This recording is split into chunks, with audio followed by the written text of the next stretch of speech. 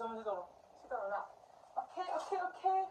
ngasi akhoi sai na kaino to ba pamjaba mongdani ko aina ke doise e pamjade pin chuni kamai ilu aina smai ilu aina ilu pin ho kamai kar mongde ilu aina smai ilu haira natraga smai ilu haira natraga smai ilu haira oi iningo ilu pin ho kai ngam man boy ngam man ba ni ke sei kai do he mande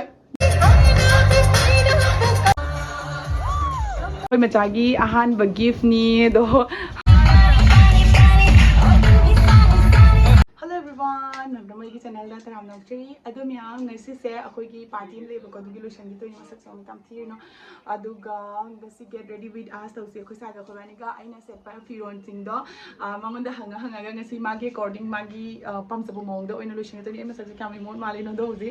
Fajana kethar age duga lotion age mahong magi firon kay ka press sari bako ado miyang dadum ul age ko yam yang na lotion bishishu ay Instagram gi video so same gitu ni. Oh manu Ako'y manulusan na lore. Sana ka san gre bako ngur may sing hangde. Adom yam ay hudi lo sila age. Sana. asi set kan Ha? angu bose Kanggaw na kamu seto no. Kanggaw kamu seto no. angu bose kani Sano mama dengo. Nasaan bi pasar ba? Ado ngasi ne ko aina set pa sing do nang khanbiu ba karambana set agana karambana phajani khojani ga do karamba earring karamba furit ka do choose tharga duga lotion che ko yaw matam leite तो मैं यहाँ mummy की eye makeup ती लो रे बको हुसे अदुगी असम मुझे कहला की कहते सु नंग करम मनो सेट का दब पुथो ओदना आई ले कई नो आई मम्मी की मेकअप से उन्हें आई की खुके से उन्हें oi jackson ngano tinggal jackson ngano नखो dei nang alang mo ka bid nami to ka हिंदला कम खुया मैम आई होजी ममा मम्मी के बखो तो लोशले बको ममा गी हजी कनोता जो आई मम्मी से हापते बको आईलेसेस हापते आईलेसेस हमने नांदर कनी आदना औदना सिगी रिबोन जा चलगा प के सले अदुगा सला ओ सलाउनी I have get ready with us नम दो हिने पपलाउनी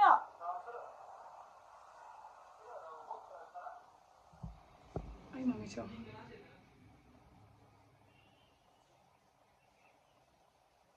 yam naksan ka ular yam phajade siga law pa law ba thin ga re ba ye du ki ne siga law pa adum ya kai sai gi sida le get ready with us ki video nam do ni la uai nai sa khang da ro na agi de se ba sina ma ki siga law siga na sula nang ki dress nang pai law kai pa je nang to ko anta pa san da ai gi se se ro do se lo ha option ni leite simtang ni leise do phade simtang le ne sima se tadi kai se alai alai mal lagan karama malali baina alai lei musu lei traga duga alei uma lei ka dum yam si se oina se dani aduga adune khamra taw ne ai ne khali bu kuma ngasi masam je thadu urana daga ban simura nang na hai bodo ne pamje bodo hoi ai mama ai gi mama mami chibudi ai sana pamje na ke jare dusu ai simple ni ke je ka shume ne ke da ali bi ma da na hanubina jackson do ma le Kaya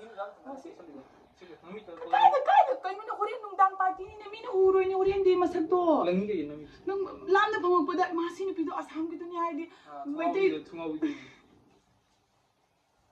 Ato miya may isim tani lay jari wa phajabada tay lay tiyo. Doon option lay tiyo mga da ani utoy do. Aw doon na sisi oy na sila ni aduga sige chana ba jewelry na wala sige.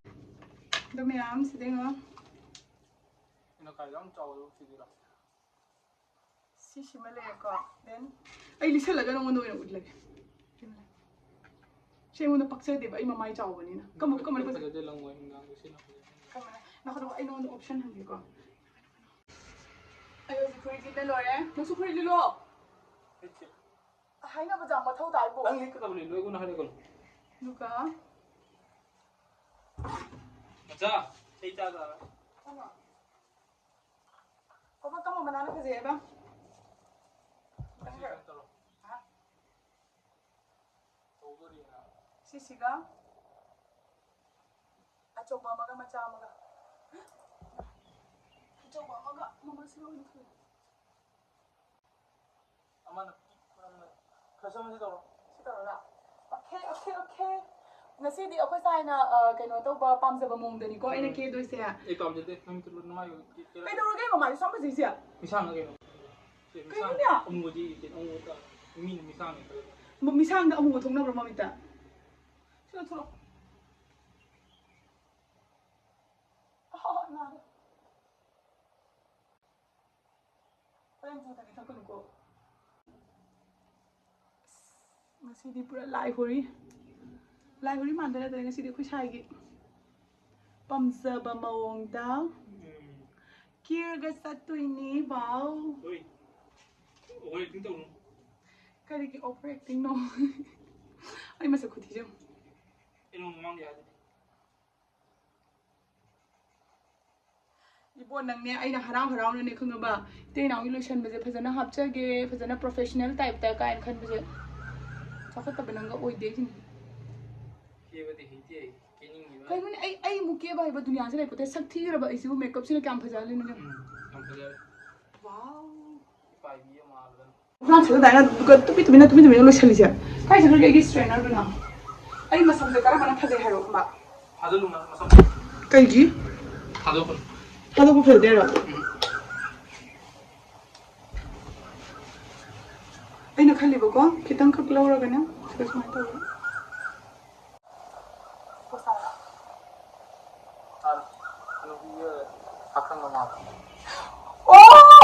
Hanubi yung pakang kain niya. Horen niya, nasa hanubi sa horen, sob-sob pam lega, tabi ni jagoy saba, dagi thakpa chabang ngaw ba mata yade. Ito ba di kang? Ay, samji ito di.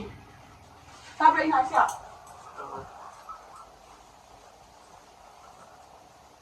Hem thautin ji no, siram na stay ka dran san ko.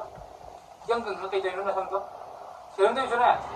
Ngay ko ay atang khajana am lo shan ga haba. Siram thautin ni. Ay phajara ba harom ta. Phajade.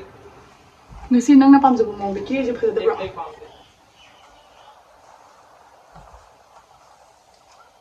Ibra mo lo shan lo ram. Kay ta nga hore ay ta masak thirani. Horen ko ma'am लेबे सिंग का इन में से को जारी मादा हने none तो फजले रो होरेन होरेन मसक मैम की ले रबा आई भेट तो जाओ ना था तो बता बन दो का यो दे ये तो जजरे इन हाइड ताबरा हां होरेन मैम दुगे इन में से को जारी को मातो दुना अभी तुम तो रेडी तो उबा सिंगा सिबु आई ते now get ready with me number जारी ब्राबा सिबु दा खोलम दा बुजोरा बा बो इ का रिबन का त थिबा ngरoi आई हेयर स्टाइल खुतो जों स्मा की नि ना तो का लोना रा खम ले नि जिंजा थिं ना तो लोया तो का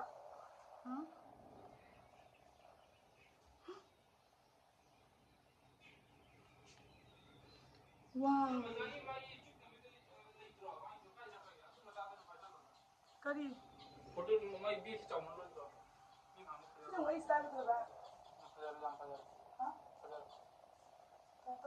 ना हम तो कि हम वो बोलेंगे स्माइल का तंग चिंझल लगने स्माइल का तंग चिंझल लगने अब बस पूरा ब्लॉग कम कर ले पूरा मनों दो स्माइल चिंझल लगने आपका जब वो लगने सीधी सीधा स्माइल तक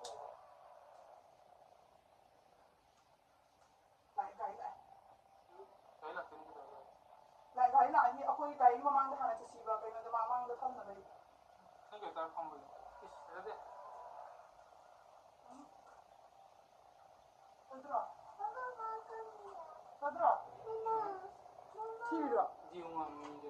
ai u đi nè nó muốn đi nói gì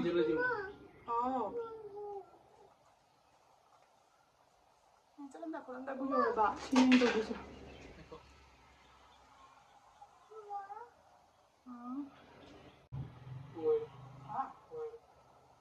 하도 그때 잘 봐봐. 난 아직 핀 빨리 저들어 핀을 파다는 시계 있더니 너는. 그럼 핀. 아무 핀 리트로나. 레이티. 너희 망한 게 아니라 짠. 레이브 디네. Aduh ma'am, ay hojik makeup tawag lo ra. Aduh ka. Sino? Sino ako happy family. Chuchuni kamai ilu haino. Smile ilu Ay, haino. ilu pin ko. Kamai kar momong de ilu haino. Smile ilu haira. Natraga. Smile ilu haira. Natraga. Smile ilu haira. Wait, ini mo ilu pin ko. Hairo ba doon nang design ko kamai ilu haino. Ilu pin ko. Pin ko. Pin ko. Kasi ba, masano sa tumingin kumbra? Dulu tayo. Sige. Kasi ba, masano ba yung ako? Kapal niya ako sa ako. Mina bachi man abdo machi man bram things. Mali. Mali. Kai nga man ro boy, nga man ba ni kisay. Kai do he, mande. Jeng ge sonda, sino sa tengge. Pin do, khong ko dong sir le ben tara. Ani am posting wala. Nung par thar ba. Ite ina se aina video nam gani adar pin ga thabi de ta jo mo na. Na pin ki le ba. No re. Kasam do din ke ba. Ya re. Ha. Kai no nang sam de khara ju jungkat tara ku ka tara khar phajalu dana. Kadang ko kayo imday dro mo samdo. Imday de. Kung to ba? Kaya wa. Oh sorry. Kaya ba jigda. Kasi mo to jawa sa. Oh ay gari sura. Gari zero. Sura ba. Si bana len jay ko. Na ko isi. Pas si tos man kam da pazani mo. Chuko sa. Dan kano to te thu de. Oh ay na dum tham bazani ani humre ka dir khang bra kai hai. Tos ma upa ga igi phaja ba se look se loi mang ne. Mang de lam ja no. Yung lei ba na doon phai cham da. TV na. Ay gari am tang lei ga. Isi mga tapit. Oi ta lei lei ne. Oh hoy ne nang dilay din ne. Ay nga si get ready with me tong siya na haraga nang tong siya jabre mo. Mathong man mo manay de. Pato na minasala. Tuning nga ba na tanga? Tuning nga ba? Yo se pa chalo. Ping ang bro. Ping ang bro. Ayya. Ani kapi ko ba? Mamang nonda mo ka maning nonda mo. Sana ba na tong si de. Perfume na ba na? Manam gam ta lagte ne badam gi manam na mai sina katai de no. Badam cha ri. Mai ma chi de badam manam lai ne. Bon nang Purse bro. Kai bu de no purse no ka de. Sa do ni ba ne? Ni mo buka nga la sakra ni cha do ni. Bro. Akhoi gi ne phore ne khang ne khang ba nang na mo gi ising bottle ke ka cold drinks ke ka tham do ai budi cold drink thoi ko ai di kana thakani ka ya chum ne gi fruity do thakani ado ai gi khang na packet ama ni sa lam ka da. Hala ka. Oi. Oh, mi batu de la lo bi ne khum bra.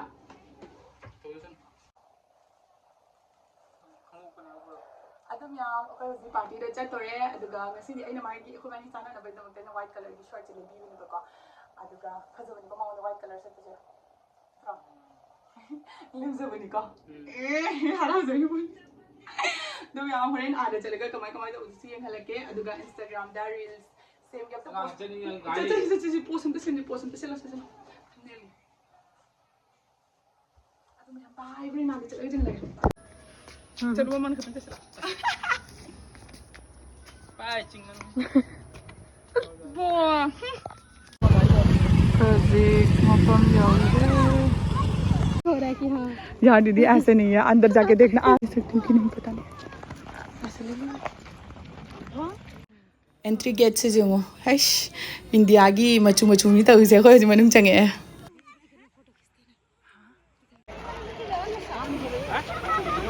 stage aduga chana base khoi snacks se makhan gi yenba hore ai mobile je kai gi nong nga lo ba yadre duna phajana ka phaudre bora gumba dagai french fry gumba myam jele aduga angang singi dance hogale eba ko asiga moigi yam thajana dress ke yam nana tawna pizza pithak tawe aduga angang singi dance lora matung da yam na hot nupi ama jagoi sa haleba ko isei saga leba ko aslore nu papa na mo ngongna bada singer oi ba maleba ko mana phasana isei se aga mayam se entertain tawre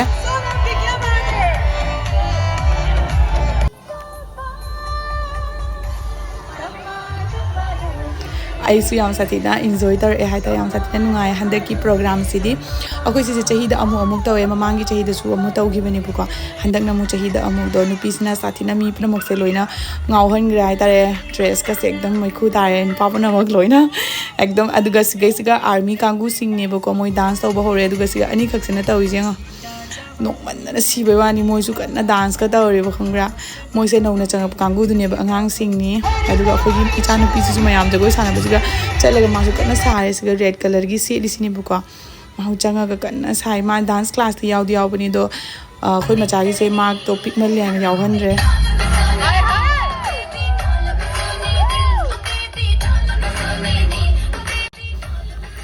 ꯑꯗꯨꯒ ꯁꯦꯒꯤ ꯒ꯭ꯔꯨꯞꯁꯤꯅ ꯄꯨꯔꯥ ꯈꯨꯍꯩ ꯑꯃ एकदम मोगी dance उबदा army तोथोगा dancer होगदबनी खुफज अमा तौदे खरदी पाइसन मालेबको अदुसु याम थीना फजना सागरे हाइतारे येंगबदे याम साथी नुंगाये मोय जगोइसे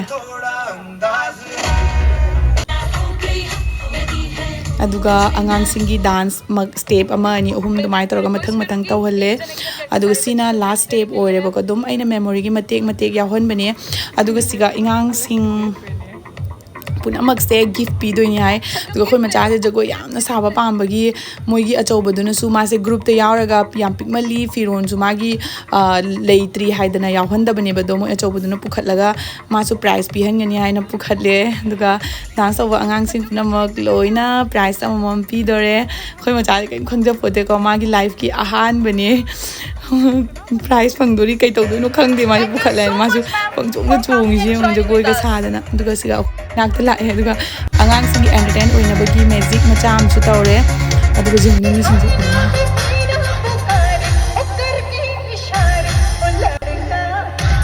कई खुलांग मी पुनमक्से इंगाउना रहबा कोई मचाजिसु मरक्सिगा चंगगा इमा सागिबाबु अइना लापना लेजे मखोनजे जंगजंग लाउई माउंदा करिम दुगा लेते जगोय साबदा एकदम लोइग्रे तुमनिंगबा कलोइ चाइरे माने तुमनिंगमिनेबा सिगा नुपा नुपी लेरिबा मी खुदिमक्से गावबदा एकदम आइसु चोंगनिंगबनी दो आइदि चोंगबा यादबई चोंगद्रे को ऑफिसर मैडम गैना लाओ लाओ चोंगसी ममांगिदा नंग जगोय सागिबगी हंदकसु सासि लाओ हैना कौरे दो आइदि हंदक यावद्रे मी पुनमक्से अमना अमा जिंगनादे सानिंग बहगलगा पंचोंग चोंगा पंसादा साबिदिनि बतौसे साथिना एन्जॉय तौरे साथिना नुंगाइग्रे नुपी कांगु सिंगिना ग्रुप अमा सोंदा सारे नुपागिना सोंदा सारे अदुगा लोइरपदा खोय चानाबगी मफमदा लाए मी तिन चाहौरसी हैना डांस तौनरिङैदने को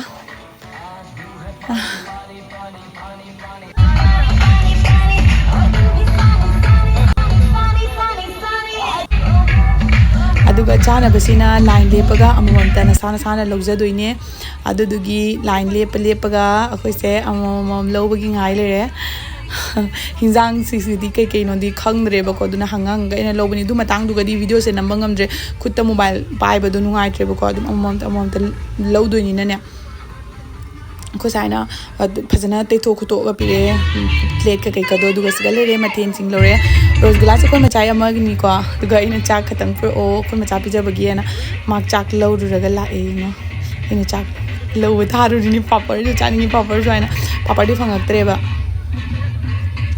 सीमागी ममानबगी नुपीसिंगनी अदो मोय को ना फोटो कापना दोरी दुगा इन कोसाइदा आइगिसु फोटो कापियो ना अखोय सिगैसका चंगे मोदी सारी सेलगा लाए अदुगा मनु पकड़ो पार रहा है मजा चलो चलो चलो